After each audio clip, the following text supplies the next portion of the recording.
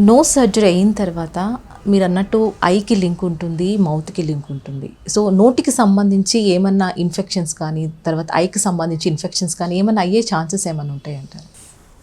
మనకు లాక్రిమల్ అంటే మనం ఐస్లో కొన్నిసార్లు మనం ఏడ్చినప్పుడు నోస్లోంచి వాటర్ వస్తాయి. మీకు ఐస్కి నోస్కి లింక్ ఉంటుంది.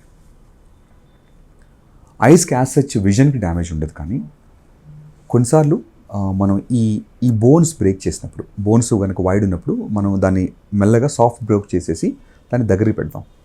ఆ టైంలో కొన్నిసార్లు ఈ లాక్రిమల్ డక్ట్ టెంపరీగా కొంత డ్యామేజ్ అయ్యే ఛాన్స్ ఉంటుంది.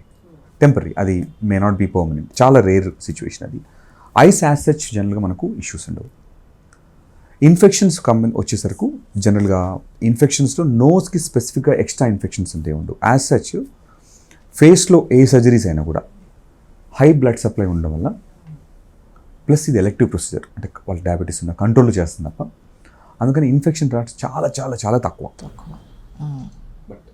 టైప్ ఆఫ్ ప్రొసీజర్, కొన్నిసార్లు మనం సిలికాన్ వాడతాం, కొన్నిసార్లు బాడీ ఓన్ మెటీరియల్ వాడతాం, బోన్ కానీ కార్టిలేజ్ కానీ చెవెనుకది కానీ, లేదంటే నోస్లోంచి ఉండే సెంటర్ సెప్టమ్ని వాడుకుంటాం కార్టిలేజ్ని.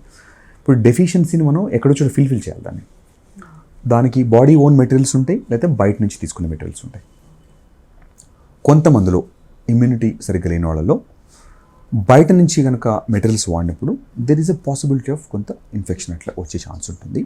అది very very very less percentage. So దాని గురించి ఇన్ఫెక్షన్ భయపడి ప్రొసీజర్కి చేయించుకోవాల్సినంత ప్రాబ్లం అయితే కాదు. అది ఈజీగా మనం యాంటీబయాటిక్స్తో ట్రీట్ చేయగలిగే ప్రాబ్లం కాబట్టి, సో ఇన్ఫెక్షన్స్కి భయపడి ఈ ప్రొసీజర్స్ని మనం కంగారు పడాల్సినంత పెద్ద ప్రొసీజర్ కాదు ఇది.